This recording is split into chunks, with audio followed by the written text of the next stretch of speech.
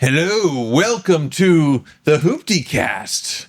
And we have a very Hoopty themed episode today, but it's going to be very tough to put into a YouTube title. So thanks for that, Rob. Trying to figure out cars that people love but shouldn't. Cars that ruin people's lives, but they own them anyway, right? Horribly unreliable, terrible cars that we know are bad, but we want them anyways. And it's a universal list where people love them no matter what. So, I would say there's, for the most part, yes, you're gonna. Most people love all of these. I can't even imagine there would be one that you would argue about. I can't. Well, wait to see. Rob wouldn't even let me look at his notes. I tried, and he kept ripping it away from me. So we'll see. I'll have to prepare my debates live, I suppose, if I disagree with any of them. And you won't. You're very confident with that. Honestly, I learned a lot from the last time I did this. I think 4 of my 5 cars were crapped on. We roasted you pretty good. Yeah, it was pretty good. So I'm ready with some cars and I mean, I'm dead serious. Nobody's seen these, and these are ones that I think everybody will agree with. Okay.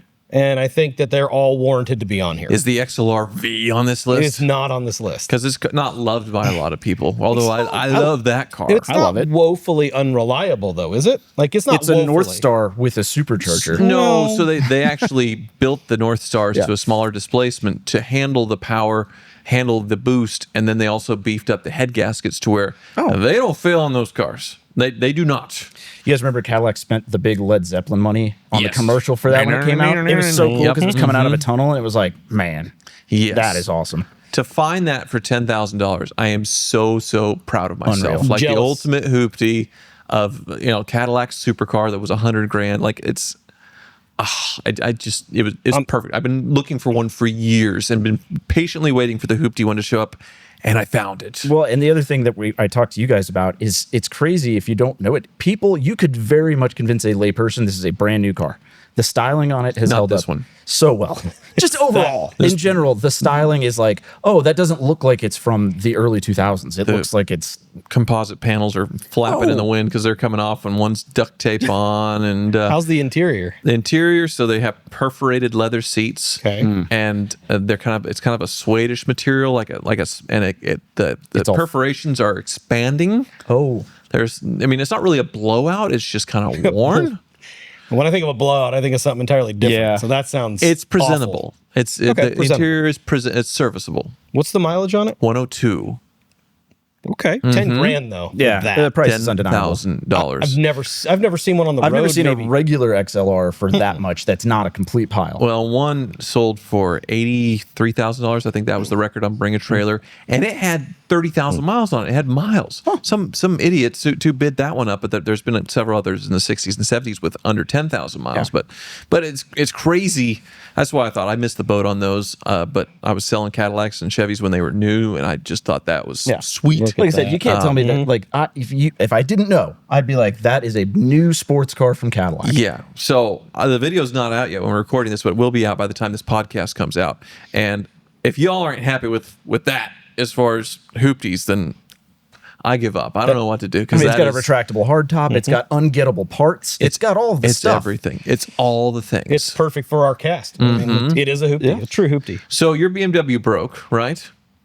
It didn't break. It's just in the shop getting an okay. oil change, All and, right. and no shavings in the oil. So there was no burning oil. There wasn't. It's fine. The Even though car you is just fine. Drove it back dang near empty from Eureka Springs. It wasn't dang near empty. I put a quart of Pete's gas station finest oil in it. Honestly, So- when you need it, oil is oil. I don't care Yeah. what anybody says. and it's it better made it than back. nothing. And honestly, I ran that same quart up until yesterday.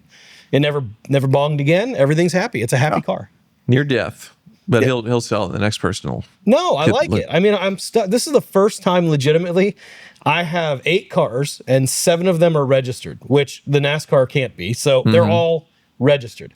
I usually have 50% or less on my registration rate. So I'm actually doing really good with this, which means if I'm there's mine right there. Is that if the I'm actual registering, that's it. No, no, There's probably. no way. Oh, wait, yeah, it is. Rob can't take a photo Wait, like is that. well, no, that's not Eureka.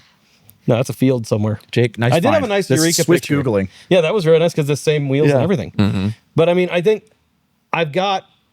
when I'm registering cars, that means I like them and I want to keep them because I am a notorious cheap ass. You know this. We all know this. So, literally this many, and now I have the 535. I've got to register that because I want to keep that. That's going to be a great car. I'm excited about it. And then, if the wife might be losing her car, she's into something, wants something a little different. So we'll see if that goes away too. So, I've been doing the Phantom giveaways. I've done 2 now. And the second one ends tonight. I put out the video and all that stuff. And the very first one I did the Cadillac Escalade. And it did well. It did 1,000 entries. So a lot of people entered because they wanted the Escalade. But the people who run Phantom, they're great guys, and they don't really identify with Escalades though. They're like, go with an M6 convertible. I gave them the whole list of all cars at Barrett Jackson, and that was the number one on their list of a car they thought people would really get excited about to enter to win in the raffle and all that stuff. Nothing Not as well. Crickets. Dang. We'll see where it lands, but it's not going doing to be so a little over half. So it's not really going to recoup the costs on Did you this really one? think it was going to? Yeah. See, here's I've also worked with them. I've done 2 with them as well. They're both C5 Corvettes, which were in my wheelhouse. But of the 2, this is way more appealing to me than Escalade. Like, I love everything about the M6. But I think, even though we're doing the rod bearings and all that stuff with Johnny and spending a ton of money on it, I think that there's just such a stigma where people are like, okay, yeah, it's a free car, but then I have to keep this darn thing running. So I feel like that's an example of cars that people love. But is this on the list as far as cars that ruin people's lives that they absolutely love? We'll just have to see. Because like I said, it's a stigma because once the bearings are done, it is fine. Right. Like, it's generally fine. Yes, you could have SMG stuff, but the clutches on those last 100,000 miles, it's, they can. When the clutch is if the clutch fails while you're driving it, then it takes out the transmission, which happened on this one. Oh, we're getting ahead of ourselves here? Sorry. Shut up. So it is on this list. Shut up. But I already know that I'm going to disagree with Rob because people do not love these cars. They are not universally loved. So that's not something that is not. So you've already screwed up if that's on your list. But I just can't be serious. I was just pointing it out as an example because it's not even started yet. I was just pointing it out as an example. But yeah, so I did well on the Escalade. I'm not going to do as well on the M6. And like I said, that genuinely surprises me. Like, if you just blindfold, you're like, what you're going to do more in a giveaway sense? Do you want an Escalade with some wheels and a PS2 or an M6 convertible? I'd be like, M6 all day, every day. That's the enthusiast choice of the 2 of those things. Escalade, well, it may have been my passion for the car that bled through in it. Must have been that. Because the views are similar on the videos and all that stuff, so there's no really other external forces other than the way that I deliver the video. And the way the love wasn't there in your I feel like the love was there. I think the presentation was better with it. Jake shot some great beauties. We did some drive-bys. We're doing a lot of work. The carnage, you get to see the engine all apart. So way more than like getting PS2s going on an Escalade. So true. Well, it's just a matter of what people want. So we'll see. I'm going to do it again. It's a fun experiment. I'm going to do it again to sell cars. But, they're great. They're great to work with. Like Eric and those guys are fantastic. How's your love life, Elliot? Yeah. How Oh, geez. Speaking of things that nothing crazy to report. I was just thinking that the subject of tonight's video sounds like my love life. I mean, right? It's like things that are going to be bad and they're bad, but you go for it anyway. Well, I think a lot of us have done that. Yeah, but I've definitely almost time after time have done that. But why is that? Maybe for the same reason with these cars. You're like, the rod bearings are bad on that one, and you're like, yeah, but she fixes that, and then you're good to go. See, but from my perspective. It was always low self-esteem for me. Okay. So I didn't think I was deserving of someone that was a perfect match for me. So there's Carlton, there's the guy winner. Yeah. There's the guy who won. But you have confidence. You have a body count of like 200 women lost to Virginia when you were 15. You were in local TV commercials. 200 women. And women were just throwing themselves at you. So there's not a lack of confidence there, but then you still chose crazy women to be with. Great. I do what ends up happening is I settle for some woman who's like, I got you. Okay, wait. And then I'm like, oh, well, I don't really want to get out of this. Well, now, hold on a second. But you're talking about this like you're not in a relationship, but you are. So I'm saying she's going to even see historically this possible. and be like, by the way, for those listening at home, Jake put up a funny meme that he appears to have made on the screen. And I love it. I'm here for it. There it is. Yeah, that's pretty great. It's a guy from South Park beating a dead horse, and it says Tyler, and the dead horse is jokes about Elliot's body count. Well, I mean, what are you, 250? It's not. Is it 250? Okay, let's just keep pumping the number up every time somebody mentions it. No, anyway, nothing. I mean, nothing is crazy new. I did drive the Volvo tonight because I had a feeling Rob would put that on the list, and I just wanted to be like, you know what, Rob, it's fine. The Volvo? The Volvo. Well, no, there's a lot of people that don't like There's a lot of people Volvos. who don't like them, but it's like a lot of these, it's like they have these purists that are like, I assume that there would be something that's universally loved that There will people be, I'm buy sure. no matter what. So, like in my mind, I'm thinking DeLorean. Is that on your list? No. because that is, everyone loves them. I but think a they're DeLorean is like a terrible car. Yeah. That people love and freak out when they see it. But it is so underpowered. It is so unreliable. It's poorly put together. It is a heap of junk. But that car just lights people up like a $1 million hypercar. And that's Agreed. that's a great That that's a might- great pick. yeah, that might I be the can't- best I have example of that. No arguments with that. That So, could have easily made this Rob, list. Okay. he already disagrees with you on one, Yes, and you've already disagreed on one, screwed up this and list I missed entirely. a second one. So, So okay, well let's it's see only what's going to get what's better your, from what's here. your list, Rob? Let's I don't start want to be here. I don't want to What's be my critical list? off the bat. All I'm right, sorry. well, everybody. Tonight I was going to talk about the most unreliable cars that everybody wants, but I have a feeling that Well, let's get to it. it's still going to happen. Yeah. But, Sock it to me. Just rip Sock the it to Band-Aid you. off. All Let's right, go. I might as well. Okay, so this list was in my mind cars not just for myself, but cars I think everybody has owned except for one of these in this room has owned one of each of these cars at one point. So there's some level of Okay. expertise we will There have. is there's definitely room for arguments or agreeances, which however you feel. But I think that these are all cars that we can unanimously agree are garbage, but cool garbage and garbage that even today we would buy. Maybe a couple of them not so much because of how bad they are and what people want for them. I started trying to take a peek at your Yeah, and list. you and already know where tilted this it is away. going. Yeah, already, it goes great. So we're going right. to start off with the first car. Very much. Very, Number one is the BMW E60 M5. That's why I was cracking up. Not I the saw it. M6. That is so funny. But the M5. So you guys started in with the M6. Now, you cannot argue with me that the BMW is massively unreliable and is a gigantic albatross on the wallet. But No, hold on. There's no buts yet. Let's talk about the car first, okay? It was released in 2006.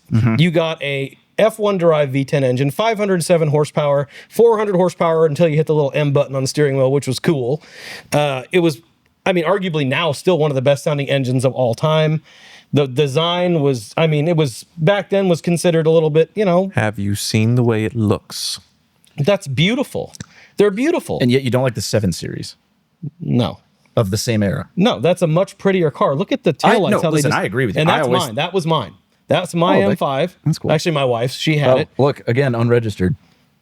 Yeah, that's about right. There's just that no was the day license it, plate. that was the I day know, it I'm showed just up. So give me a shot. I'm kidding. So we're talking about a car, 100 brake horsepower per liter, 8,200 RPM redline, just a beautiful car. $81,000 new. They were universally loved when they came out. Everybody loved theirs. It's another picture of mine. Everybody loved this car. You put wheels on it? How often do you put aftermarket wheels on stuff? Not very often. Yeah. We had this is 10 years ago. I know. So It was the style. back then. there was so much to love about this car, but what I did know somewhat, but didn't know to the level, was how massively unreliable it would be. I thought it was going to be, BMW Even standard. 10 years ago, everybody knew they were unreliable. I know. I think while they were but still like- making them. But this one had the throttle actuators done.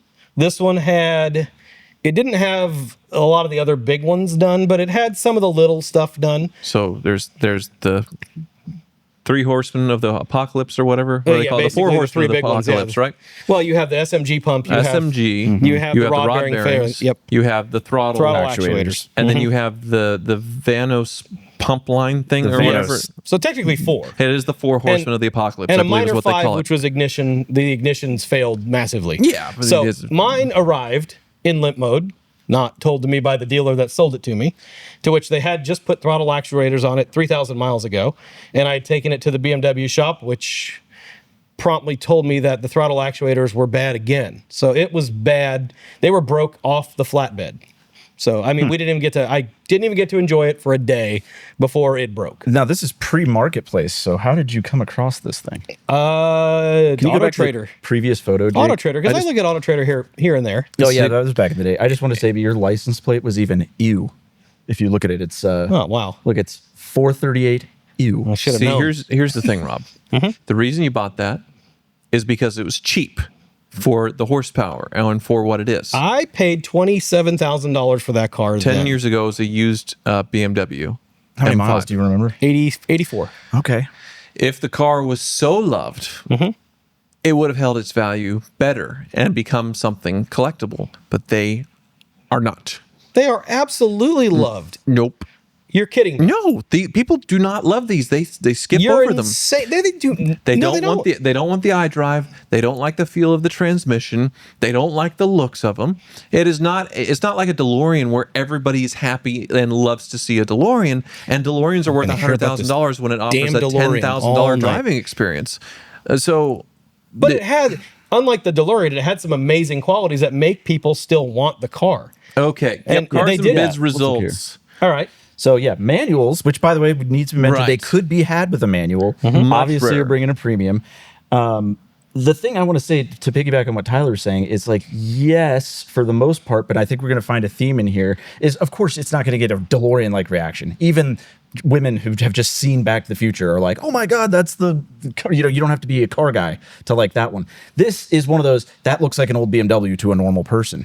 A lot of M cars and AMG cars suffer this fate. And I will say, like any of those enthusiast cars, each one of these is going to have its diehard enthusiast group, which is what the pro argument of people loving these stands is like, yes, the general public was like, this is an unreliable, clunky car. But there's E60 M5 guys who are like, this is as good as it ever got. This was peak M5. A lot of people and they think will this fight was you online. A lot of people think this was like the legendary BMW. Like Because they from still here on do out, it feel just that keeps way. yeah. But I thought it was universally loved cars, and that is not a universally loved car that people put Universally up with. loved. I mean, they're loved. It's not loved by every human being in the world, but these still have a following now. Look what you get for $15,000. You get the only BMW V10 in a production car. That's awesome. I mean, you get a four-door. You can haul the kit. There's your blown rod bearings. Man, I just saw that. So mine, yeah, they look like that. Mm-hmm. That's what the rod bearings Scored look rod like. bearings. But so because the E92 M3 had that issue. So E92 M3 and the M5 and M6 of this era all did it. I still love when I was at a Carson Coffee in Scottsdale, and a younger girl enthusiast pulled up in her M3 at E92, and we were all like, "Oh, cool!" And she's like, somebody said, "Was like, do you have the rod bearings done?" She's like, "Yeah," and she had them in a storage case in the trunk because she wanted to show everybody her old rod bearings. And I was like, That's this great. is fantastic." See, I think the E46 M3 would have been a better choice, probably. Absolutely not. Because It held up. I've had 3 of those, and I've never had any issues with those. Because the rear frame subframe. tear, True. the rod bearings fail. There's all kinds of issues with them, and people love them anyway. You only and named 2, and we already named 4 major ones. They're way overblown for like that. That's a car that's way overvalued and way too loved for the driving experience that it offers. Because now that's where I disagree. Now you can buy that low mileage, nice, or you could get an M2 competition like Jake's car that is superior. But the in every analog way. feel is out of it, though. That M2 is very analog. It's not as analog as that. It doesn't give the You've never experience driven of that. Jake's M2, so you wouldn't know. Okay, that's a fair assessment. But Jake's is also modified. Give me a stock one. It's not heavily modified by any means. And it's that's still modified. The It's an M2 M2 competition. Yes, It's- the M2 comp in every way is a better car. But that being said, I still have fond memories of the E46, and every one of them I've driven, other than like a totally clapped out one, has been like, this is pleasurable. These Like I will enjoy always this. need something, though. They will always be messing with people. And now now that these are 20 plus years old, they're beginning to feel like an old car. Yeah, like that's a much more universally loved car that really ruins people's lives with the cooling systems, with the Vanos failure, with all kinds of the rod Not bearings. to the level, because the engine, if the engine ever went on the M5, it's 20 grand. Oh, yeah, These that's weren't nearly nothing. as expensive to Crazy. replace an engine. Yeah, but these are much more loved and they're much more valuable for what they offer. They are more loved. so much so you're wanting to buy one.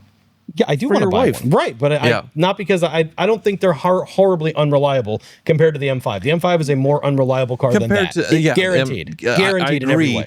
but the M5 is way less loved. Yes, but we love it anyways. We People need, still we, need, love we, it need, anyways. we need the extreme. So you can try with the next one. So we need extremely You can loved try. and extremely unreliable. Right now, you're kind of like, it's kind of loved and it's extremely unreliable. So That's funny. yeah.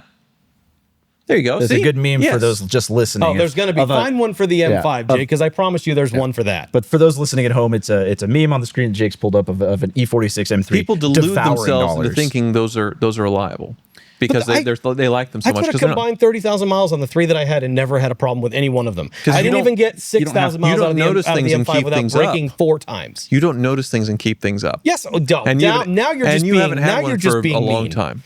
So now you're just being hurtful. I will say the prices of these as a marketplace enthusiast, you should see there's some really beat up ones with 200,000 miles, and the guys are still like, I want 18 grand for it. You're like, no. Well, same with the M5s. Oh. Okay, that's a very 2013 meme that Jake has pulled up on the screen, but I love it. So it's fine. It's a picture of a Prius, which it says, "What do you get?" Or I get 60 miles per hour, and what do you get? And it's an E60 M5 saying "laid," which is, true. You would be the expert on this, so no, that'd be the inverse for me. Well, no, mostly driving the Prius. He slays with the Prius. He does. So there you go. All right, well. That one's done. How many more to go? Toss a whole page? 1 at this point? Okay. Hell. Lay off, Tyler. Yeah, no shit. Let's see if you can do better. All right, the second one, I don't even, this is just like the last one. It's going the same way, but that's okay. I feel like I'm going to redeem myself with this one, okay? Okay. The Jaguar XJS V12 Coupe. Don't give me that face. Okay. What? Yes. I feel very attacked right now. You should. Jake has a mic, by the way, everybody. If you heard that. People hate these. No, they don't. They hate these. That's come full circle. They like them again. When these replaced the E-Type Jaguar, people went, what? It was insulting. Absolutely. Yeah. And then it kept going forever and ever. And like, are they ever going to update these things? Because it seemed old when it came out. And they never did. And so the XK8 came out and everybody was like, oh, finally. But the people that maintained them and had them enjoyed them. Yeah, they're enthusiasts of the brand. It's kind of like the M5 diehards. There are fans of the car, but I'm kind of with Tyler on this, and I know Jake's going to have his piece here, but my dad specifically was remembering times when he did, because he test drove one new because he was going to get one, and the air conditioning went out on his test drive in a brand new one, in a V12, and he was like, all right, this is already not good. Like, I mean, that's crazy. And I mean, they were gutless, big V12 cars that were so regularly 350 Chevy swapped that that's pretty much the norm. If you find one right now, I don't even expect the 12 to be in there. No, they all, more of them have all carbureted 350s. Mm-hmm. Well, they did the inline 6 ones at the end that were okay. Sure, but yeah, like I said, it was just when they were pretty new that was happening. Once they revised the electronics by the late 80s and then switched over, in the 90s to the inline 6s, they were fine. But you have to remember what I said with what this is. This is cars that we know are garbage that we love anyway. Still love anyways. And there's a lot to love about the XJS. People don't love them. Ask about Bob.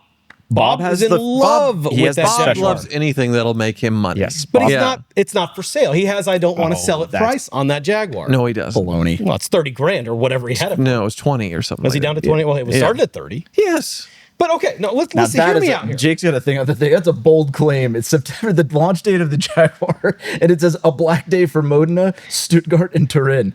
Did you just call it Modena? Yeah. Modena. Modena, whatever. What's Modena? Well, the comments are going to get you for that. Oh, good. They're not going to get you at all, Rob. Oh, no, not at all for this. No, but I believe Jake has some words because of the 4 of us. Jake is by far the only enthusiast here of them. Yes, but let's talk about why that's there. Yes, so that's there because in 1975, Jaguar won after Ferrari and Lamborghini with this because Ferrari had their 365 GT4 2+2. That was their V12. And Lamborghini had the Countach LP400. That was their V12. So Jaguar decided they were going to do the same thing. They just did it when all the carb crap was going on. That's true. It's a bad time. Everything was choked, and so it got horrible gas mileage. And the automatics had a Borg Warner 3-speed. I mean, these cars were junk. We knew they were junk, and most of them, like Elliot had talked about, literally ended up with 350s in them. I mean, it's more common, like you said, to find one with a 350 than there is to find one with the actual 12-cylinder, which, I mean, in my opinion, the most daunting engine to pop the hood and look at, because once you pop it and you see the wires and the mess, and you know that if one of those vacuum lines is split somewhere, the whole damn thing's how most new car engine bays look today, the Bronco. We talked about the Bronco was like that. So what this car suffered from is bad timing, because it was supposed to be the successor to a very loved car, and it came out like peak malaise era where no company was making really anything good or fast or whatever. I mean, but it's just funny that they marketed it against the 365 and the Countach. I was like, in no world have I ever been like, oh, those three are competitors. No, but they needed to be bold like they are with this latest thing. They've completely what's screwed themselves. So Yes, the M5, horribly unreliable. But yeah, I guess the Jag doesn't have like the engine and transmission themselves don't really fail because there's a GM transmission. Well, it's everything around it that kind of goes. Correct. But these aren't that. They aren't loved. These aren't. But if they are, in a sense, to people that can now afford them, because you can get a cheap one to work on, and a car that can turn heads for $4,000 or $5,000. Nobody except Jake is like, I love XJSs so much. I've always wanted one. It's my absolute dream car. You don't hear that. We're not doing dream cars. You might hear that for some people on the E60 M5. But other than Jake, you don't hear about it for an XJS. This is not a list of cars that we are now going to orgasm over. This is a list. That was the point. That's what I thought the excitement was. We're not blowing our load over these cars. We're talking about cars that people want now. I want one. Jake bought one. There's your YouTube title. It was like cars Jake, we would blow our load over.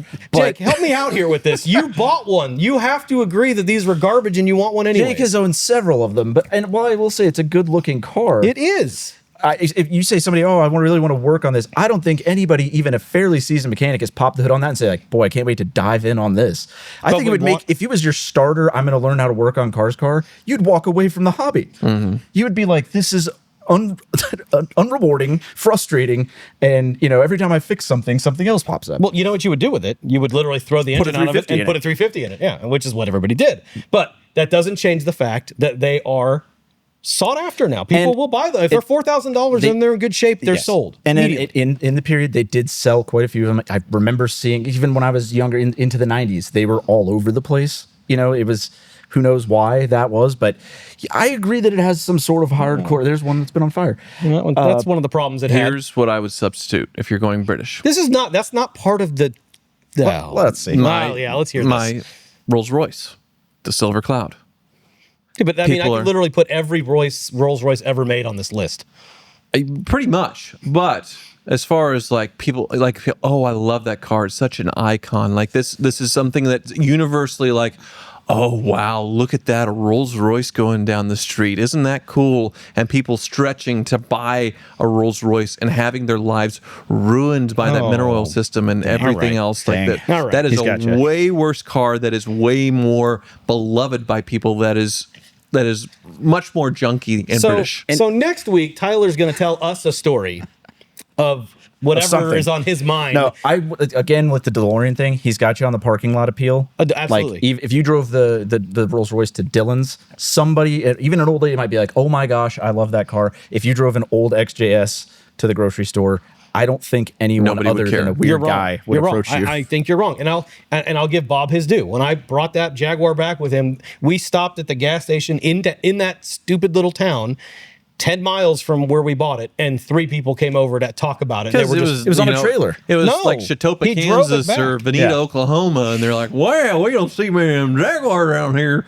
So now you're just basically yokeling the entire state. That's well, you know what? Most of the state is yokelable. Well, that's fair. Okay, well, all right. But you got to admit, if you're going British, next page should go behind that Rolls Royce is the better choice. Okay, wait. Can we let I don't think it's the better choice. Because the cars are more loved. Like people just diehard love those things, and they are way worse to own. Well, they love it because it has the word Rolls Royce on it. It's exactly. Ugly. It's a status. Not great. It's an icon. Beautiful. Look at that. That's beautiful. Right, and I know it's not exactly a good comparison, but think about any bride universally would love to have that old Rolls Royce in her wedding in photos.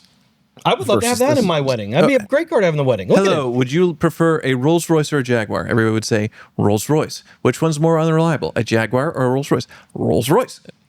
The end. Sorry. I'm sorry. That one just came right back on me. You'll get it. You'll Jake, get do you one. want to chime in on this? This is your. Jake, this is your literally. wheelhouse. I tried to.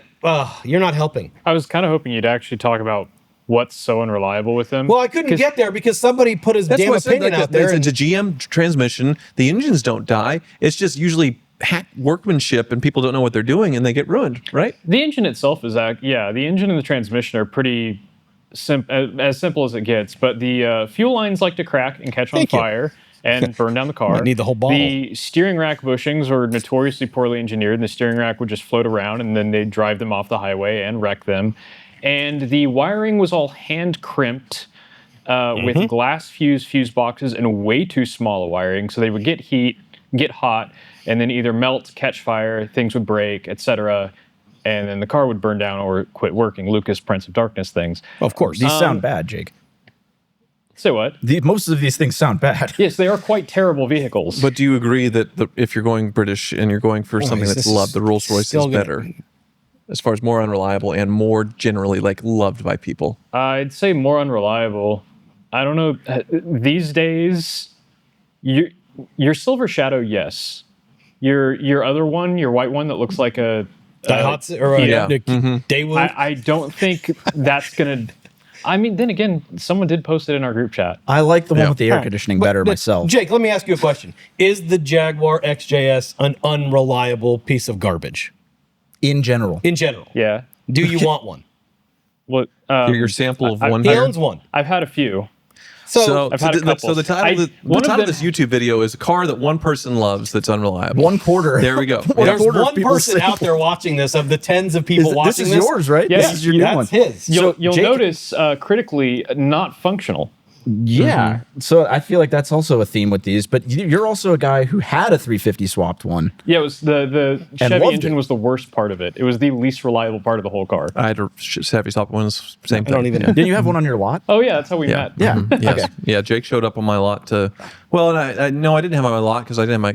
Yeah, it was at your house. It was at my house. We talked about Miatas for like an hour and a half. Yes, Wow. he came to my house and had no ability to buy it, and he just wasted my time. Oh, so he robbed you without having It was all part of my backing. grand plan. it's like you pulled a me on. Yeah, wow. sorry. He robbered you. I didn't say Yes. he robbed you. Technically, literally robbed. But he robbed you of your time. All right. Well, okay. So right now I'm 2 for 2. All right. Let's do this. I don't even want to do the next one. Can I just go to the fourth one? No. What is Well, it? I go want to know with now. your strongest one. What's No, your I'm strongest one? curious. Strongest one? I think I already went with my strongest no. one. It's not going to get better. No. Okay, number 3, and this one, I don't know how you're going to argue it. I'm sure you're going to find a way. But number 3 is the Yugo GV. Absolutely, and I'll explain why. Okay, horrible car. Let's hear him out. Horrible car. All right. I mean, let's talk about this thing. So, a cool story you may not know. This car was actually Malcolm Bricklin had an importing business that was failing really bad. So he decided to go and start importing these.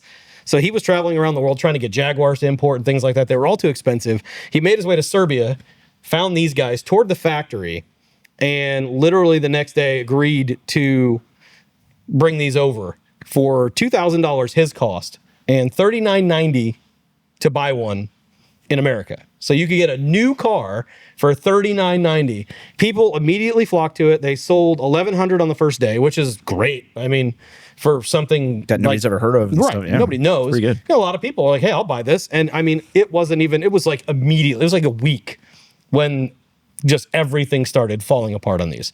I mean, they were garbage. There were complaints about the 0 to 60 time, which was a scant 19.6 seconds. The quarter mile was only 5 miles an hour faster than, or the 5 miles an hour faster than the 60 mile an hour time. I mean, they couldn't get out of their own way. They wouldn't go over 85 at all. They were just really, really bad. Consumer Reports just absolutely obliterated the car. And, you know, back then, Consumer Reports, that was like what everybody was, they were reading that. That was big. So everybody really destroyed on these cars. We know this. They're garbage, okay? Correct. You know, it was so bad the spark plugs weren't even suited for U.S. unleaded fuel. So they would just foul out immediately. Most of them never made it to 30,000 miles, but if you did, the timing belt needed to be done every 30,000 miles, so you had another thing you had to deal with. It got so bad that dealerships were doing 2-for-1s. They were doing buy one, get one. You buy one, you get a free one, and nobody still bought them. So where in this is people love these cars? Okay, I'll get you just like to skip, don't you?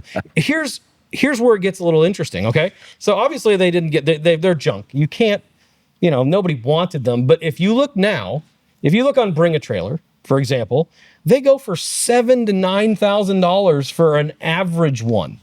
Like not a great one, just a driver with 100,000 miles goes for $8,000, $8,000 for something that's so bad. I mean, arguably the worst car ever made. It very well could be.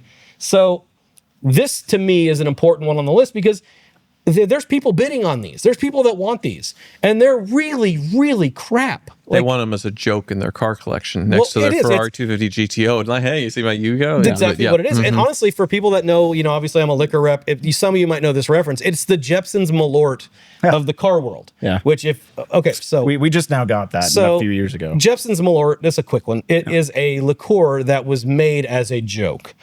It's supposed to be like this, weird liqueur from a weird country. It's literally a prank. It tastes disgusting, and we sell a ton of it because people will buy 50 mils to take to parties and inevitably give it to somebody like, hey, take a shot of this, and then they almost barf. So people, and I can say this, Malort, if you look on their website, they play into it. They're with the joke. They're in with the joke. So it is the Jepson's Malort of the car world.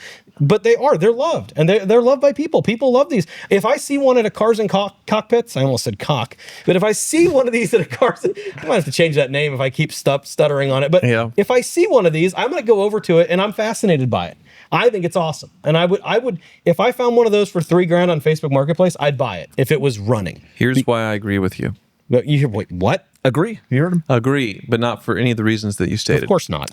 Well, so I didn't be happy for a minute. When I did a cruise with April, we got on a boat in Rome and sailed around the boot of Italy, and it ended in Venice. But in between that, we stopped at a bunch of stuff on the other side, sort of on the other side of Italy, like Dubrovnik, where they filmed Game of Thrones and all that stuff. Close to Albania, where Johnny's from and all that stuff. Mm-hmm. It's former Yugoslavia. Okay. These cars are everywhere, and they are every single person. So even though communism has fallen and all this stuff, these cars are everywhere. They love them. They have an annual hill climb race event with Yugos only in this country. Really? And where they build them up. They have to be Yugos, but they do crazy engine swaps and things so that they can do hill climb like a Yugo race. And it is still the official car of their country. They built it. They are so proud of the darn things. And they're running. They're still going. They're keeping these things going. They Havana them into, They're still all over the roads, and then there's broken ones in people's driveways. They are still everywhere, and it's not like they're forced to because the country is poor. It is a choice. They're because it's just so cute. It's like in Italy seeing an old Fiat 500. To them, it is that the Yugo is them. It's their identity. So that's where they're all at. They're all over there. Well, they were here That's too. what they're meant for originally. Well, there's not many here. I mean, it's not many the same left. thing. It's like I've talked about before. They were definitely a disposable car then. I mean, honestly, this price, I don't know what it is adjusted for inflation, but I guarantee that's about what it was new. Adjusted for inflation. Probably, 6, 7. So the thing is, the reason I think, and you even said, okay, let's say one of these comes to Cars and Cox.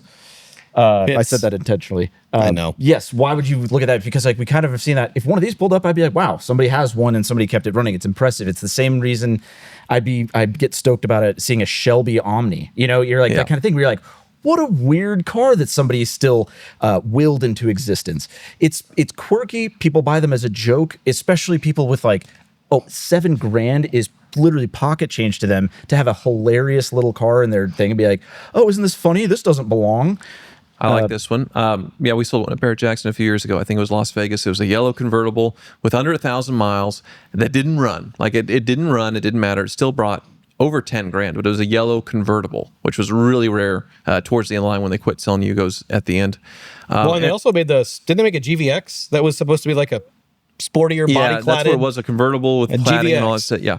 And I think still one of my favorite VinWiki stories is that the guy that did the YouTube video with Doug DeMuro on his Yugo. Yeah, I remember that. And he was so excited to film with Doug DeMuro, and this is early in Doug's YouTube career, but he was still pretty famous at this point. There it is. Yeah, look at that. That's the one that sold. I think it was $11,000 or $13,000, something like that. That's cool.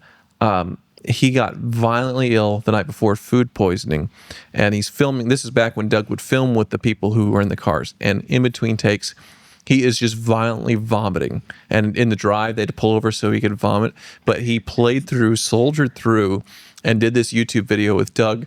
But then when you go back and watch it again, like you can tell this guy is just sick as a dog. Was he pale, and like, just vomited. Was there like vomit streaks? Dude, that's miserable. It's such a great YouTube watch to watch the VinWiki story about it, and then go back and watch the Doug DeMuro video and just die laughing. I will say the number that this brought for an auction reference is impressive because cars that can't drive across the lot or the block, it's not good. When you get a pusher, it hurts the price regardless if it's an Aston Martin or a Yugo. A pusher is like, oh, yikes. Yeah. But it's 600 miles. And so, and I think they were scared to start it for a lot of different reasons. I believe it. But like I said, I think that there is definitely an enthusiast group out there. I think it's one of those, they're so basic and so foreign to have a car that stripped down that they're fascinating. If you could bring somebody around and be like, look, it doesn't have this, it doesn't have that. You know, younger people would be like, I can't, they're almost fascinated with all the stuff it doesn't have. Like, so that there's a lot of things that make it so quirky and unique. And I mean, I love its little offset hood scoop that I don't think does anything. I guarantee it doesn't do anything. But, you know, there's a lot to love about the car after the fact. But I think this is actually a reversal of something. I think this was a car that was pretty much universally hated in the US when it came out. And then because people started to be like, maybe I learned how to drive stick shift on one of these, or my older sister had one, whatever. There's all these different reasons why now people kind of look back on it with a gloss of, weren't those fun and neat? Yeah, you know? You mentioned the car, and there's a universal smile for the most part. It's not like E60 M5 or Jag XGS.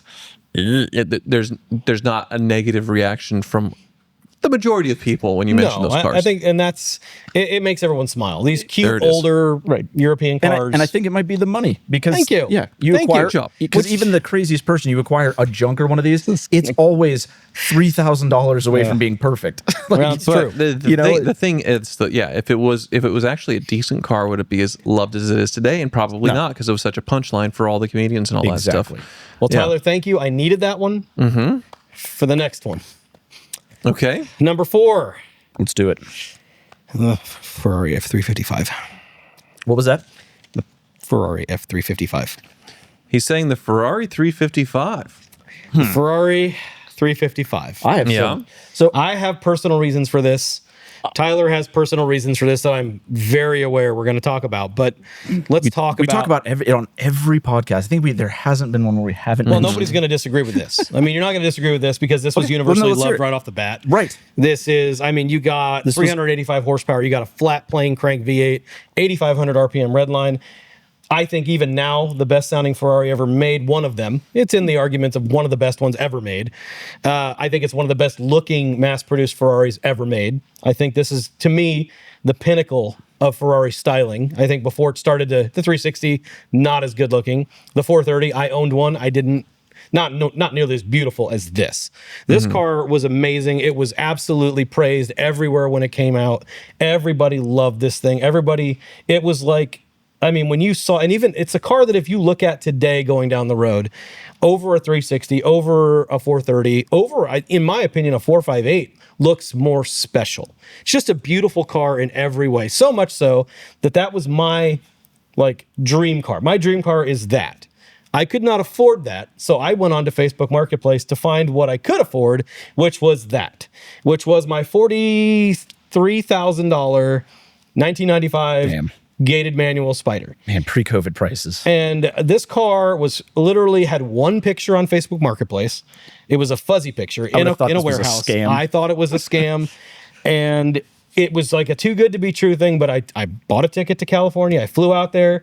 It was at an Armenian candy factory. There was a false wall. I never saw the owner, but the car was there. I got to drive it. It drove fine.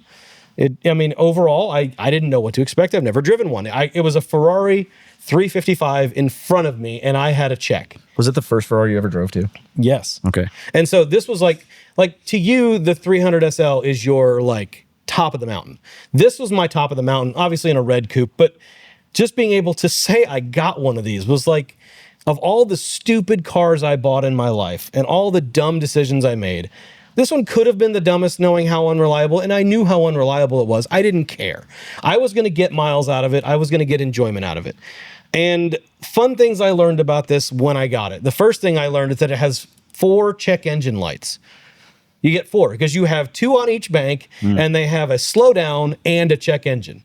So at any given time, one of those could go off, and on that car did go off. It had issues with potentiometers. It had issues with the 355 was, I mean, famous for so many things going wrong. The tops on those, if it worked, great. Most of them didn't. Yeah, well, the valve guides are famous for it on the engine. The exhaust manifolds Yep, are headers famous crack. on this. That's famous through the 430. There's my daughter back then cleaning the wheels on it. Yeah, the fires, the fuel line recall that everybody knows about except Rob, who owned it. Hold on, I'm getting to that. So let me get to some of the things. So even by Ferrari standards, this was a very maintenance and thank you, Jake. You were ready for this, and I appreciate it. For those of you that are listening, It's the beating a dead horse meme that was used earlier for me and my body count, but now for the 355s, they catch fire. Yes. So even by Ferrari standards, it was maintenance intensive. Like this is like a 360 didn't require engine out for belts, things like that. This is the last engine out car. Yeah, and this one, everything. Yeah. I mean, everything was expensive on it. I mean, I spent $4,000, $5,000 in the first 2 months of ownership on little things. Just getting the active suspensions alone. Pain. Yeah, and though the light would come on you, there's 2 more warning lights to add to all the other warning lights that thing had. Now, the power top on that actually worked, which was rare. Most of them, you just manual because the hydraulics would fail, or if one potentiometer in the seat didn't recognize itself, the top would just stop in the up position and you couldn't move it.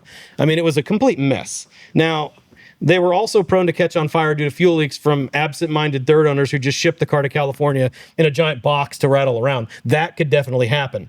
That's normal. I mean, so clearly... Are you calling him the absent-minded third owner? Well, I mean, he shipped it to California in a giant box, didn't even know about the recall, and didn't catch on fire in the trailer. Yeah, I mean, he was completely negligent. The person who owned it for years didn't know about the recall, was too lazy to figure out and have it done, ignored the thing he got in the mail that I got immediately as soon as I registered the car. Never got it in the mail. You had a coolant issue previous to that led you stranded, correct? Yeah, yes, your I did. It sprayed coolant everywhere. Yes, it did do that. So pretty easy fix. And before that, the 355 is the reason why your 355 is why I started calling him the car wizard, because he had never seen a Ferrari before. Really, never worked on one. You could not figure out how to get this thing fixed, and it goes to the wizard, and he's able to fix the computer board on one side and get it to run much better. Not fix all the things, but he did. He fixed all the things I needed him to fix in it, and it was reasonably reliable after that. And then I don't remember. When I sold it to you, it just wasn't running right. It was stumbling on one of the banks. That's not true. You blew the coolant hose and you got mad. You parked it for months and then sold it to me with the coolant hose on. I remember that version of the story. And that is the accurate version. I know, I'm old. I want your Acura NSX because it's reliable. And then you kept it for a week and sold it. I kept it for more than a week. I kept it for a month and a half, but I shouldn't have sold that. I agree with you now that I didn't give that car enough of a chance. But I actually did some nice things to it. I put some beautiful wheels on it. Oh, I actually wheels. It was the last car you put wheels on. Last car I put wheels on. Well, other than the 535. Yeah, that'd be $100,000 car now. That NSX. Let's not talk about that. That hurts my feelings. I traded a $40,000 Ferrari for. Back to the Ferrari, the 355. I mean, the engine out is $10,000 if you're doing it cheap, but most everybody's hitting 20 because while you're in there's always other things that were needed for it. But I mean, why we want one? Why do we want one? Because, well, for one, it's still, on some instances, a sub 100K Ferrari. If you get a convertible, if you get an F1 transmission, they can hit 70, 80, 90,000. The manual coupes are, they're up there. But I would rather have that than a 458. Now, none of you might agree with me, but I would rather have it. I agree.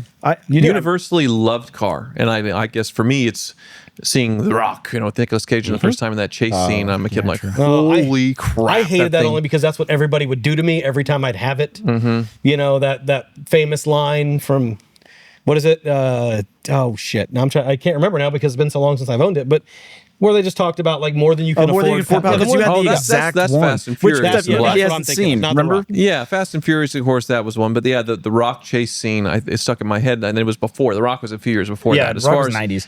It's Fast and Furious 2001 or whatever. Yeah. So, but yeah, Nicolas Cage racing the streets of San Francisco and the car getting destroyed, and I'm like, I'm playing with the model that I have as a kid, doing the same things, and dropping the trolley on it, and all that stuff. So yes, it's an icon. Yeah, thank you. And I think if you look at the Ferraris that are in the price range of it, and generally you're talking about the 308, 348, the 612, the FF, and the California. Yeah. I would much rather have that over any of those. Generally, 430, throw that in there as well. No, maybe. It is worth more in the coupe and the Targa. This is the GTS than a 360 or a 430, and it is a much harder car to own. So you nailed it. Thank you. Nailed it. May I there we chime go. in with my personal experience with this? Because like Tyler, we watched this in movies and stuff like that, but I distinctly remember when I say 1999, maybe 2000, one of my best friends' dad, who was a heart surgeon, got a red 1997 F355 Berlinetta, and it was just. It was one of those, he was like, yeah, I'm thinking about getting and then all of a sudden it was in the garage. And this is a friend I was at his house like multiple times a week. We were always together, like, doing stuff. And his dad rarely drove it. So it was always in the garage. And I remember spending hours poring over that car with him. Like, it was just one of those, it was, still a new car practically at the time. And it was red. It had the shields. It was manual. And you could always see it because their backyard had the glass that you could see into the garage. And he had a Millennium Edition 996 Porsche and this. And I just remember being like, the 355 is the coolest car, especially as a C4 guy. I love the wedge shape. So this is the best of the wedge shape. I know the 348's wedge shape as well, but there's something about it because of such an early age, it being the first Ferrari I'd ever really seen in real life. And knowing that, I just remember one day he gave me a ride home in it. And it was like at night and whatever. And like, I still vividly remember like my first Ferrari experiences are around a 355. So like it has such a major special place in my heart. And I just remember And so mine many too. things. I think our friendship even kind of grew a little bit over selling it to you, and we'll take the burning it down thing out of it. You made good money off of that. I wish I could have made that money off of that thing burning down. And you had a yellow one after Well, I had to that. make an insurance claim, which was a hit. And on that me was being my insured. second 355, right? What? Oh, that first one. That's right. You didn't. I paid for it. Yeah. I owned it. So I bought a yellow 355 gated manual right before it, and we negotiated a major service in the deal. So I was excited, had like 38,000 miles. It had all the stuff done. All the big ones were done. The cracked headers, the manifolds, the valve guides, all of it was done. And the shop blew it and destroyed the motor? The shop mistimed it when they blew it up when they started it up. God. And the guy was like, well, I can either give you your money back or I can rebuild the engine and you can have it in about 3 months. And I mean, I was, I'm wanting a Ferrari. I can finally afford a Ferrari. So I just got my money back. I mean, he was a little upset about it, but at the same time he understood, but he gave me my money back and I went and bought the black one. So technically the black one's the second one I've ever owned. The first one I never got to drive. I got pictures of it. It was a beautiful car. And obviously I love yellow. So it was a great car, but I didn't know that one. Elliot talked longer about that Ferrari drive than he did talking about losing his virginity with those Corvette sheets and all that stuff. That's how much more impactful the Ferrari drive I know. was. It's- one of them yeah. was 15 See, look at this, a seconds. 355 challenge. challenge. That's making me pitch a tent right now. Yeah, that's tent pitchable. Absolutely. And like I said, so also as a Ferrari guy, after this, I'm always like, get the convertible. It looks better. You're only going to be driving it on nice days. The 355 is the only Ferrari that's available in convertible that I'm like, no, get the coupe. And obviously the price justifies it, the GTS, because you can have the Targa. It looks just like the coupe with the top on, but you get that open air feeling. And it's like the 355 until the 812 GTS is the last Ferrari that really had that Targa-y thing, but this is a true Targa. I just have, this a very impactful car for me. Yeah, and me and you, everybody. So I think this is a good one. Good All one. right, I'm back. I'm even now, 2-2. Yes. We might go off the rails here, but okay. The next one, and I'm going to preface this by saying that when I researched this, I didn't really realize how bad these were. I owned one. I owned one version of this, and it was reasonably reliable for me, but I remember the guy I sold it to, it broke multiple times on him, like immediately. Okay. And I felt bad about that. So that is the Volvo S60R and the V70R Spaceball wagon from 2003 on. Hey. Which that's a great color. My favorite color of the one you put up. That's the 04 launch So color. these debuted in 2003. You got 300 horsepower. You got famous Volvo safety, which I mean everyone knows that Volvos are the same. My dad, one of the things I remember as a kid constantly, my mom had a Volvo wagon, and my dad was always like, he would always say it in his Brooklyn accent. He was like, Volvos are the safest cars.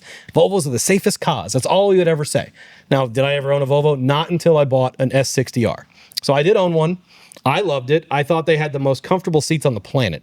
You just sit in those things, and my God, they're just like couch chairs. They hug you. Yeah, they hug you. It's a beautiful car. I was taken by that cobalt blue gauge cluster that they had. Like something about it just screams special.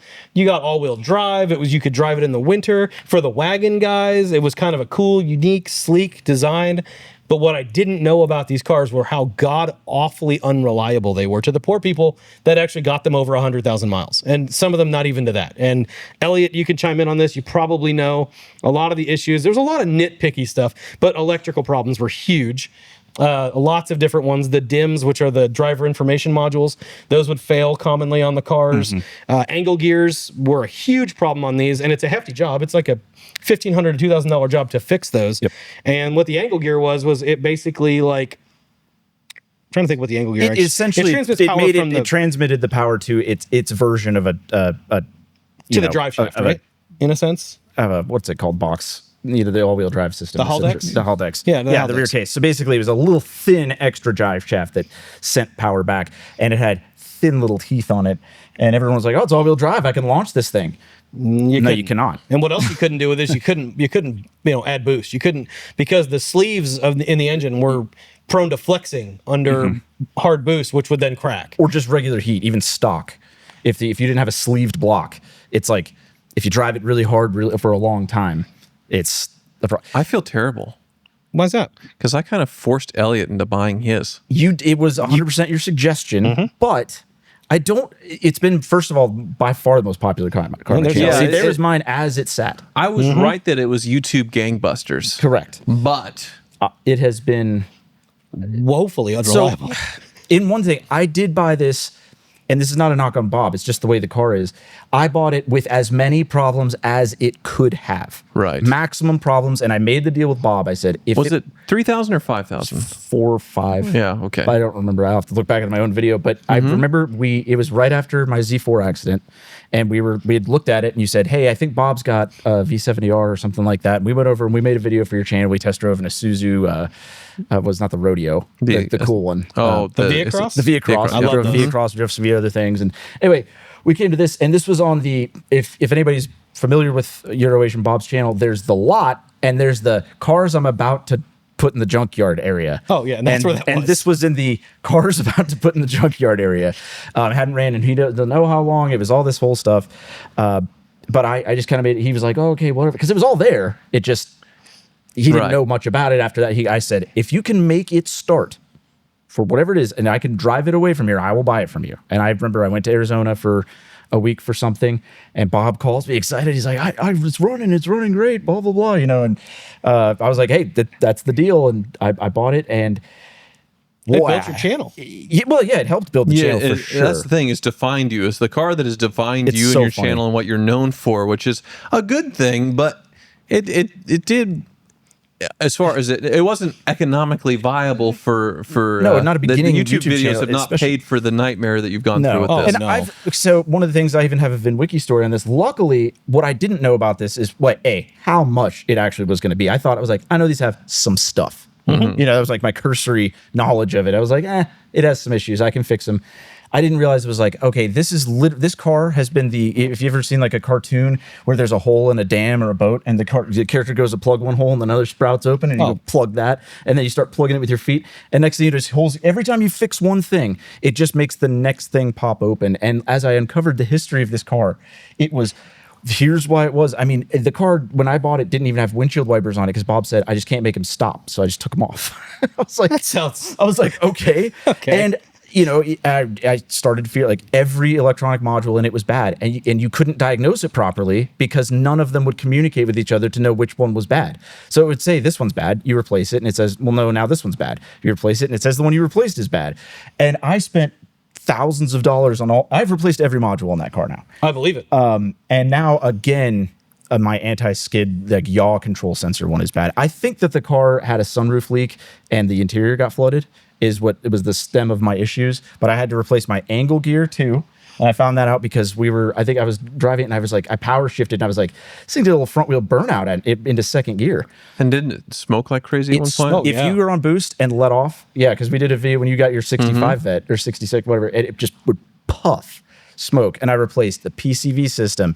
I forgot what else. I replaced so much stuff trying to get down to it because I really, really, really didn't want to replace the turbo. And it was like, this is the only thing I haven't replaced. And, many thousands of dollars later, and an impossible to get to and wrangle turbo system because it's on the back of the engine under all this stuff. This is the kind of car, much like the XJS, that I would say you're like, In fact, one of our friends, AJ, was like, my son really wants to get one of these to learn how to work on cars. I'm like, do you want him to walk away from working on cars forever? If I didn't touch a car in my life and I started with this, I was like, if this is all of them, I never want to do this again. I remember I brought it to Ninja and he was like, I won't touch it. He wouldn't even diagnose it. He just he'll said, fix anything for friends. absolutely not. And I was like, okay. So now let's talk about why we want one. Why do people want these now? And I think it's because clear. of the fact that It's cool. It's cool. But I mean, if you look at the wagons, they only made 3,400 of those. And of those, the Spaceball ones, which is my favorite looking 6-speed of all time, there's in the hundreds. There's just not many of them. They fetch good money. Yes. $30,000 on Bring a Trailer for a decent one. $20,000 for an average one. That's a good pull for an early 2000s Volvo that had 300 horsepower. That, I mean, we know how bad they are. For sure. And I don't want it to be all negative here because I can fully defend why it's cool too. And you have to look at it in context of the time. I think it's cool, much like the CTS V-Wagon and other kind of weird cars. It's one of those cars that you go, this never made sense on paper to make this. It was, a mom car that they were like, let's make it kind of cool, have bigger wheels and Brembo brakes. And now we'll make it all-wheel drive. And for some reason offered as a stick shift. It was, who is this for?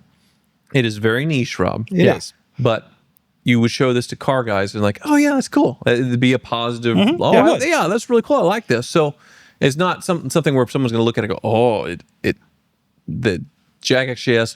A lot of people just turn their nose up at it. Still hate the Jag. The E60 M5, people know they turn their nose up at it. I'm going to stand on that one. That one I'm standing firm on. That people be like, oh yeah, that's really neat. And then they would buy it and then, oh crap. Right. And I will say that, but also to piggyback on your thing with parking lot appeal, and at least in my experience with the women that I've brought around this car have been, why do you have this? I don't want to be seen in this. Universally. And then I'll park it. And I'm not kidding. Guys will be in a parking lot of anywhere. I'll be like, oh, is that an R? That's so cool. And then I look at the girl. I'm like, see, it's special. And they're like, I don't see it. Like, it's another one of those to the layperson. They're like, I don't get it. Oh, my wife would say that's ugly. But I guarantee. Guys know it's like, that's a crazy, especially in the context. In 2005, 300 horsepower is still a decent amount of horsepower. All-wheel drive, Brembos. It was a wild vehicle. And like, since then, Volvo has never really made anything like that again. They had the Polestar line, but it was more of a trim package than it was an outright, like, this is a different car. Like, the motor is different than the regular V70. It's not an appearance package. It literally is its own. There's so many bespoke parts on the S60 and V70Rs. Are the previous generations not as bad to own? No, I think they're the more boxy ones, like like the yellow, the one that's traditionally yellow. Yeah. Yes, because they have way less electronics. Like Okay. they're the more simple. Like they're more of a nicer turbo brick than these are modern CAN systems that, like, I don't know if it was a design flaw or what, but if one goes bad, it just is a domino effect. But like I said, the other thing I want to say, the enthusiast community, crazy friendly. If you have a problem with the BMW, and I think Jake can confirm this, you tell the people in the forum, they go, LOL, that sucks. We all have to deal with that. Right. And there's not really a lot of help. I was dealing with Volvo problems, and I would get messages from everywhere being like, this is exactly what you have to do. I will come do it for you if you want. It was like, oh my gosh, this is crazy helpful. The same people that want to see pictures of your underwear are into these Volvos. True. So I think there's probably a lot of crossover There is definitely a Venn diagram. Thankfully, there's a. That is that. Hey, look, AI. Oh, this is this the picture? Yes. Yeah. Okay. It works out. It's So Elliot. it's blonde women screaming at me, which is not uncommon. Cat, which I have a lot. Oh, I see the tortilla. Yeah, license the plate. tortilla front plate Okay. is. And then I'm wearing a shirt with a Volvo and a cat on it. This Which is actually, great. the fact that you didn't know that picture was there I and didn't you know wore that this. shirt makes this me is fantastic. very And then I happy. have, for some reason, a hobo stick with whitey tighties. One of those. Well, I thought that was an antenna, so that didn't work as well. But at least That's the whitey great. tighties are about the same as what you wear. I so. bet Abby loves that you did that. Did you She's send this going to her? absolutely love Okay. that. Yes. No, I don't know that she knows it, but if she watches, she'll love it. So no, This is consistent with my ownership of this car. it pretty much, yeah, spot on. And the cat's not happy though. You normally your cats are happy. Usually Yeah. you have happy cats. True. So okay, so I think we did good on that one. Yeah. The next one is going to be interesting because this is a blanket one, and I want both of you to legitimately give me one example that is reliable because I really want to know. I'm excited for this. So I do want to know because I think they're all bad. Okay, and I mean it, and I'm going to say it. Lay it on us. Every Land Rover ever made. Seriously, Every single one. That is blanket. And I'm saying they started in 1948. We are in 2025. I don't know that they've found one yet that you can call reliable. You can call one reliable by Jaguar Land Rover standards. I don't think you can call one reliable. The Discovery 2 was horrid. The P38 series was awful. The Evoque, Tyler can tell you all about that. Yeah. The Velar, terrible. Their diesels from 2013, 14, 15, they melted themselves. Their 6-cylinder supercharged, they were complete shit. I mean, these things were like responsible for sinking people's bank accounts like the Titanic. They were awful. They were all bad. Even the old ones were bad, but I mean, I guess everything back then was not reliable. Yeah, the Defenders are very simple, but yeah. Yeah, but they were horrible. The electronics they do have. I really wanted to say, okay, the Defender in 2020. Now that to me, I'm going to make a preface. If I had to buy one, the Defender would be the one that I would buy. That's the current gen. The current gen Defender, but I went to the forums I've been on the forums on there for a while, and those things, most of them don't even make it a week. They don't even have the little, most of them you get the nice little, the ribbon on top of, the hood when you buy the car. They don't get the ribbon off the car before the door locks just don't work. The electronics fail. The screen fails. I mean, they're breaking completely. They're beautiful, and I would kill to have one. I mean, Wizard has one. It's awesome.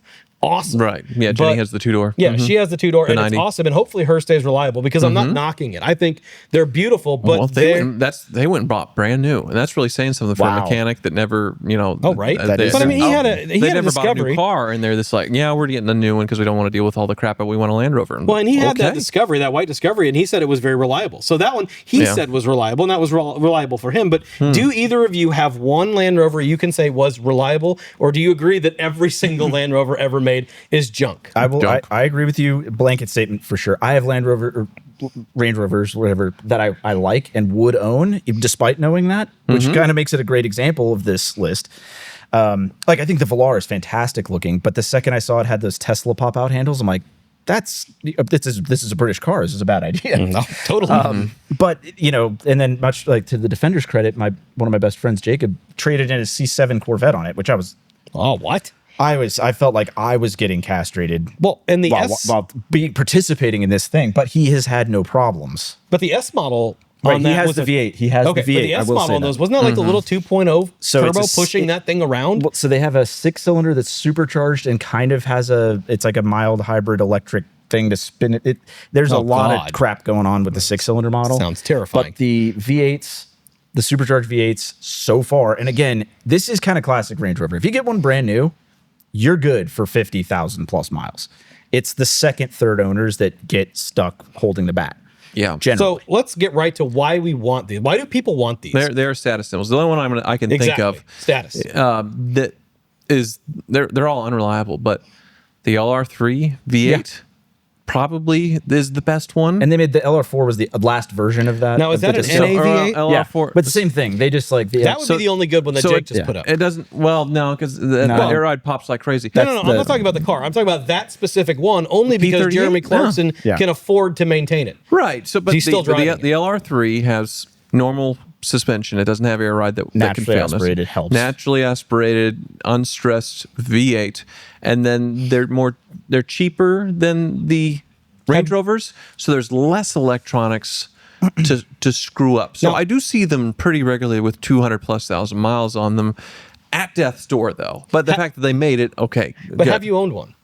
No. So why? But he's owned several Range Rovers. No. I'm not arguing. I agree. Okay. I'm saying why not get one of those for your channel? You could have the only reliable, and you could see how reliable it is. Take it. I mean, just drive it into like what you did with the other one with the Evoque. Look what you did to that. I've tried to buy a few, and it just doesn't get because I've wanted to go through one of those because I think it's interesting, but hasn't worked. Well, buy one and let's prove it. I want to see it last. Well, my favorite one that you owned that I wish I'd bought from you, but obviously it was one of those things, is the Super Sport autobiography. Oh, you didn't want that one. But it was I drove it. It was, I mean, I'm sure that one had its things, but it was like, that's my favorite body style and everything else that I like. But it's like, I sent it to the junkyard. Oh, I didn't even know that. What? The autobiography? The black one? Indeed. The 13? Mm-hmm. The one that I almost bought. I was going to say, I liked that. We both liked that car. You could have sold it to one of us schmucks. I sold it to the junkyard because The mileage was pretty low on it, but electronically it was so screwed up. And there was a module that you couldn't get that was on back order to eternity that was draining the battery if it sat for more than a day. So if I was going to be gone or not driving for more than 2 days, I had to put on a tender because this module would never turn off. Yeah. And they didn't make the module anymore. You couldn't get the module. And the thing about it is, oh, it's so cool though. The engines would fail so badly that a used engine out of the thing was still worth like $9,000. So J&J Auto Wrecking, because the parts were so valuable, gave me I think $8 or $9,000 for it to just strip it and junk it. It's more than I would have given me for it. Again, going back to why we want this, Tyler hit the nail on the head with the fact status.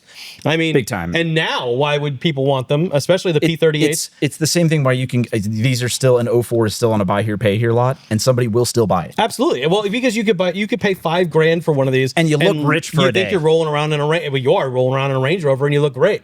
I mean, and Range Rover was really good about their autobiography series, and they had what was the one they had that came with the gun? You actually got a gun with. They had the one that it was the I forgot the trim above that, but Jeremy Clarkson did a thing on that too. Yeah, you actually get a gun with it, which is, I mean, they're really good about marketing some of the really posh versions of these, and they are. The inside, if they're taken care of, they're really nice place to be. So also to your point, and also to your point, so Jacob, this is the most first-hand experience I have. His mom has one, blah blah. They're now turning into a Land Rover, Range Rover family. This is Elliot's best friend with his very rich.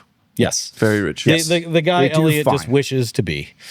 He would take his sloppy seconds of women. They'd come over to his mansion for the parties. You know what? Most of the time he took my sloppy Jacob, then Elliot would move in. Who invited the girls there? Okay, well, see, there's they saw his there. house, and you but then it was like, yeah, this is how we live. They saw his house, and you got the low hanging. Anyway, fruit. the point is, was there Eiffel Towers? Did Eiffel Tower happen? You had there was an Eiffel Tower. The night is young. Wait a minute, you said didn't you Roman helmet somebody? I don't even know what that is. You don't? No, I don't know what that is either. Yeah. Well, we'll not talk about that. Anyway, I thought you did. What I was going to say Look is it up, he's a very me and him grew up together, similar taste in cars and stuff like that. But he has gone from a couple of Corvettes and whatever. He's got a '67 Camaro, but now he is just all in on Land Rovers. He's got the new Defender, which is his daily driver, like company car thing, and he's got an LR4, which he has put so much money into, and he regularly overlands. Given he lives in an area where he can do that, but it's got solar stuff. It's got a refrigerator in it. I mean, like, it's all the stuff that I'm like, dude, you're putting a lot of load on, questionable electronics. And the LR4, that's like I said, that's the last version of the old style Discovery. Mm-hmm. He literally has had no problems, and it's well over 100,000 miles. That's his like beater one. He legit drives pretty hard. Towards the end, weren't they supercharged V6s? You could get them, but you still always get the V8, I believe. But the base one was a Super V6, just like the base Range Rovers. Now, if there's one Rover that I would get, no matter what, not caring about reliability, maintenance, things like that, it would be the SVR with the chameleon paint. It is that has like the Mystic, like the 96 Mystic Cobra. Because I've always been a fan of that. That's a bucket list car for me, a Mystic Cobra. There's one in town. I know there's one in town. He won't sell it. It's in my ex-girlfriend's neighborhood. Oh, you must know the guy then. I tried to buy it at a Quick Trip. He did not want to sell. I was like, it's his wife's car. It's beautiful. I mean, it's stunning. I mean, I remember seeing it when it first came out and was like, I don't care if it broke while I got it. I'll shove it in the garage. I want to own that. So it was really neat. It is really cool, but talk about a PDR nightmare. Oh, I can't even imagine. All right, so I think I came back pretty good. That's fine. Yeah. So it started rough, really rough. It did start. Well, I mean, in your opinion, the M5, I'm always going to disagree with you on that. It's always fascinating because with Land Rover, like the secret is out that these are terrible to own used, but people do not care and they buy it anyway, which it makes no sense. And it's great for Land Rover's company because they're like, we don't actually need to really change that much here. Yeah. They're like it's okay if it's unreliable. If you look at the new one that just came out, they changed the back a little bit, they changed the front a little bit, they smushed it a little bit, and it's still $100 and something thousand, and it's literally, if it hits the local dealership here, it's gone right off the floor because people don't care. If you drive a brand new one, it is legitimately always, with everybody's style, it is a great place to be, and you feel special, and it feels nice. There's no denying that. It's not like, oh, this thing's always been a piece of crap. No, it is one of the nicest cars you can get right off the bat, but it's just, what's coming. Right. So now, we have a couple honorable mentions. These are some ones we're going to quick hit. I just want quick opinions, agree, disagree. And then I think this will be fun because I think there's going to be some that you might disagree. The first one is the Tesla Cybertruck. Okay. Disagree. Disagree. You disagree. Okay, Elliot, do you agree or disagree? Do I agree? I mean, okay. First off, well, I mean, is they're a car that people horrible. don't like. Well, they're horrible. They're horrible. I mean, they've had multiple recalls. Parts just fall off them in general. They don't do anything really well. I mean, you can't tow with it. You can't haul a couch with it, or if you could, it's who knows what's going to happen. I hard disagree with this one then. Well, I mean, you can disagree. I think these are way more hated. Want them way anyways. More hated than loved at this point. But you're paying, $100,000, $80,000 for something that can't do what a $30,000 Maverick can do. Most of the people that own these are embarrassed to own them. They regret buying them. They're mostly hated at this point. Sales are in the toilet. I mean, the absolute toilet on these things. They are an absolute disaster. But they do drive pretty well. And you had one, so you have a good argument. You had one when it was cool to own one still, and they'll go down the road just fine. You got simple. Somebody fired probably with whoever you traded that in on. So somebody took that. Oh, the dealership. Yeah. My stance on this is the hate is because much like Apple in like their later 2000s and early 2010s, if a Tesla does anything, even if it's one of them, it is dang near national news. So they get a lot of disproportionate media hate and stuff like so. So it just generally everyone goes, I heard those were bad, and they're not. It's just that you've heard they were, and everybody is like, oh man, everything thinks I drive a Nazi sympathizer mobile. There's so many things against it that if you take all of that speculation, and the same people who will go ooh and ah about a DeLorean in the grocery store parking lot will sit here and be like, that thing's a piece of junk, blah, blah, blah, blah. Take the people who don't know anything about them out of it. I think they're a fascinating car. They're a very important car. I think I drove the Beast, and did it a few launches. It's the size of a damn building, and it will take your breath away. It's incredible what it can do. And the thing that I love most about it, regardless of how polarizing it is there is nothing else like it on the road. Even my kids, who the oldest one is 6, will go look at a Cybertruck because they know what it is. There's not a car that is universally recognized since maybe the Volkswagen Beetle, such as this thing. So love them or hate them, there's nothing else like them. The technology is beyond impressive, and they do the job. They just got some bad. They got some bad press. I don't know if I agree with any of that. Yeah, there's a lot. And generally, whoever bought one of this was never going to haul anything in the first place. I mean, you're talking about impressive tech, but we're talking about 2025 standards. It's not impressive to 2025 standards. It's a lot of gimmicks. But I think the yoke in that one actually works though, because it only goes so far. It's not like the spinning. They the yoke works in this. The steer by wire, the brake by wire. Yeah. Actually, there's been no documented failures of that where people lost steering or all that stuff. We are seeing it now with C8 Corvettes with their brake-by-wire system, where, like, famously now at Laguna Seca, that guy said he went in the wall because the brakes could work on the brake-by-wire. That was a horrible accident. Which the SLR, has a brake-by-wire system, and nobody's ever heard of a system, messing up with that. So I think, they had a few issues that they're working out, early production stuff, but the basic platform is so simple and reliable that the thing will go down the road forever just fine. Forever, I don't know. And like I said, it's a clown car. It'll be fine. It's a clown car. So you both disagree. But the next one it's universally hated at this point. You're going to agree with. The next one I know you're going to agree with. And I don't remember the years that were affected by this, but I know these years were in the middle of it. Is the 2007 to 2010 C63 AMG with the head bolts, with the famous head bolts from hell. Overblown as an issue? You specifically told me never to buy one of these, that it wasn't done. Haven't you had to do the bolts on? Like, did you have to do it on your wagon? And 200,000 miles. I remember messaging you because I found one that I really liked. It was a 507, which was like that kind of rare. That's the last. I've been telling you to try and buy one of those for years. I said you told me not to buy it. You said no. They have to. No, you are remembering the opposite. That's wrong. You are remembering the exact opposite, and I'm going to look it up on the phone because I think I specifically texting you recommending you to buy that. They don't like it when you text on these things. Here's the deal. Every time you guys recollect an old one-on-one conversation you have, it is always completely the opposite of whatever the original person who says it is. And that's for both 100% of the time on this podcast. Somebody's like, do you remember you told me that? And somebody's like, I told you the opposite. And it's always that. See, we just think the way we want. I know, because if I put C63507 in our text message thread, because I know we've texted about it before. Okay. And you're asking me about CL65 AMGs. And I gave you year-to-year production numbers. And you said, yeah, those are really rare. 52 in 2006, wow. And then I said, C63 507, I told you that already. And you said, yes, I love the 507. So I was actually recommending it to you in that text message. Well, then in 2022... This is like my wife. great. It's like having a This wife is great. who doesn't forget. God, imagine if every Good time you got in an Lord. argument, like, hold on, let the record show. Yeah, this is. I'm going to lose this, and that's fair. I sent you a 2014 yeah, 14. C63. That's out of that though. 507. It's a 507. It's the end of the 63. Okay, but the okay. I sent this to you in 2022 Okay, saying so this I is a good one shouldn't to say get. the 507 because I guess the 507 was not part of the head bolt problem. Was it They not? resolved it like 07, 08, something Yeah, like so that. there's, I'm talking about the head bolt ones. But you remember the exact opposite of what I said, because I definitely said this is a car to look for that is sort of under the radar right now. In fairness, I guarantee you, I texted you in 2019 and you responded in 2022. Guarantee it. Guarantee it. So I wouldn't even have. What's this? When did I forgot that I texted you. Okay, you knew about the fuel recall. All right, so we're going to say disagree on that one. Let's go to the next. 1,000%. These You are knew quick. about it when you sold it to me. We had conversations about it. I talked to you about it. You knew. You did not knew. find a conversation. He we talked counseled you. about He that. came up behind you, put his hand on your shoulder, You and said, find a conversation where we talked about the damn recall on You that have 355. selective memory. No I think your chance. wife will agree with me. You have that she will. You have proven tonight, Jake. You're not helping. You have proven tonight that I have selective memory, and it's not been the best. You've won 2 arguments, 2-0. I'll give you that. We never talked about that recall. 1,000% did. Find it. All right, now let's go to the next one. No one's going to disagree with this because this car, you basically got, I mean, everything was thousands of fixed. You got a boring car.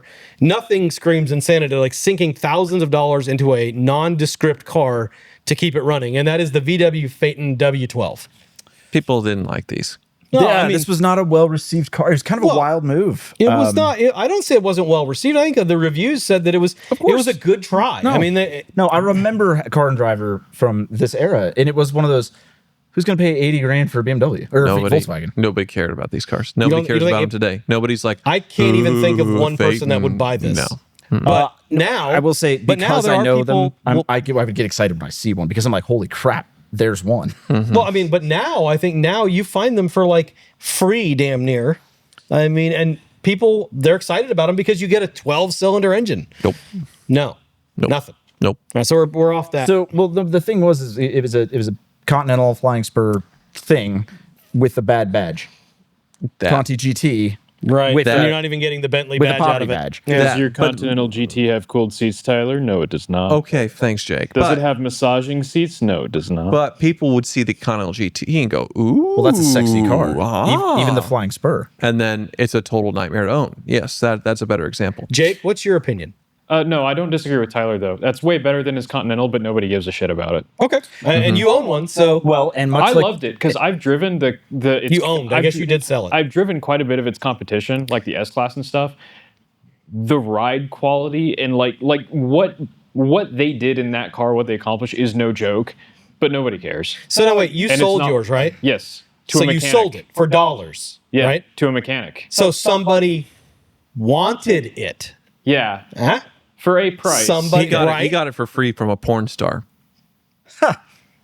You didn't know this story? I know of this story. I didn't realize I forgot she was a porn star. She opened the email because she was wanting to give it to me and said, "I'm a porn star with a Volkswagen Phaeton that I would like to give to you, and let's do some kind of collaboration." And I'm looking at this like, Well, how did you say in no to future that? reference, guys, if you want to get in contact with Tyler, open your email with "I'm a porn star." That'll do it. Yeah, it'll go that right to was- the top of the list. So yeah. I was like, what kind of collaboration is she at?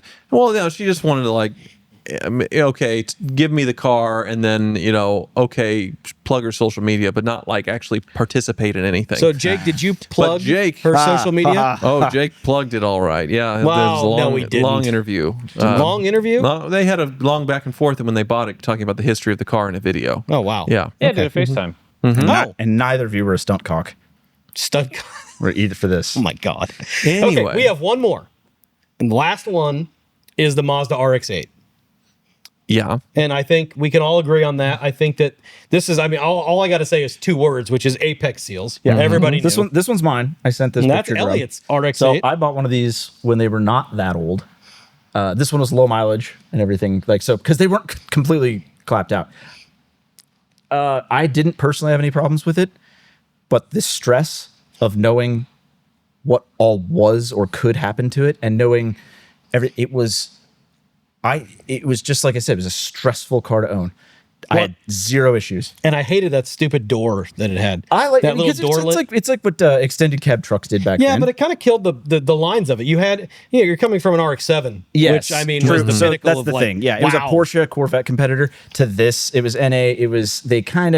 It's like they developed it before they figured out how to make horsepower that could pass emissions.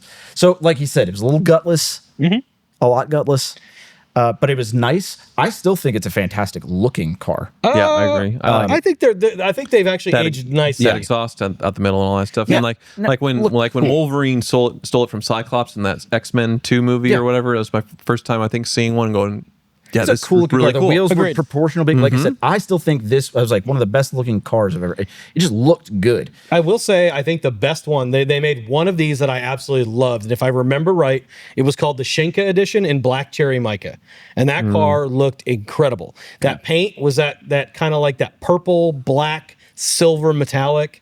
And it made the car really pop. And if I remember, I think it's called the Shinka. This was could have such gone a beautiful car. on your list of cars that alienated their customers because this was, oh my gosh, it's the return of the rotary.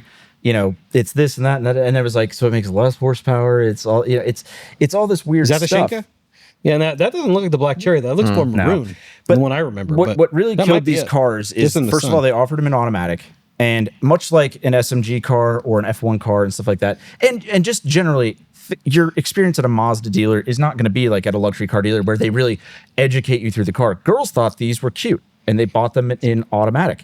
And the thing is, the engines were a little different. They had one less oil cooler. They had all the stuff. And part of the things to make these cars work, and just rotaries in general, and people don't think about it, like with your piston engine cars, they need to be driven hard to clear the carbon out. It's almost like an Italian tune-up all the time. And the automatic ones had a lower red line, and generally, people were putting around town in them. I would be impressed if somebody found an automatic one that's still running. They all just kind of fouled themselves out and got parked. Another thing is, because the dealers didn't educate people of like, this is a rotary, you can't drive this like a normal car. Even the RX-8, if you start it up cold, like let's say we needed to move a car in here and I wanted to move it, hey, just park it outside real quick. Move it outside, shut it off. It's flooded. It needs to be towed. You can't shut it off cold. You can't. Yeah, it was one of those things where I was so annoyed with my roommate who needed me to move it at that time when I owned it. And I was like, dude, please, it's going to be like 20 minutes of me out there idling because it was winter. And he's like, why? And I'm like, because if I cut it off, it's going to have to be towed. And that's just the way it was. I mean, I remember somebody, like, I was getting my hair cut at like a Super Clips, and somebody was like, oh, you have one of those? My boyfriend's has to get towed all the time. I was like, does he cut it off cold? And she's like, yeah, that is the problem. I'm like, a modern car, you should be able to turn on and off again fairly quickly. There's a lot of things. Yeah, this is a great example. But it's great. And like I said, there were people who were like lining up and a lot of pre-orders, a lot of cool stuff with them. I almost bought one in Texas, which I guess, much like my dad's story, was driving it in Houston, test drove it, and had the cool flip-up nav. Oh, really? Which was, I thought was the coolest thing in the world, because having a screen in the car in the early 2000s, let alone one that you could hide, it was like, oh my goodness. And the low-mile ones of these are starting to get people after them again. Yeah. Because, I mean, there's not a lot of good ones left. They were all trashed, modified, people just ruined them. Gone. No, it handled well and everything like that, but you had to know what you were getting into, or else it was destined to not work. You needed to redline it once a week, or it was toast. And not only that, the gas mileage was atrocious. It's a 6-speed, and I had it when I was going to school in Missouri. So from Columbia to Wichita, every other car I drove, no gas stop, at least. Look at that. It's a 4.5 hour, thing. Well, that one's cheap. I would have to stop for gas. That's a Shinka too. Oh yeah, it's a different color one. This is the most recent sale.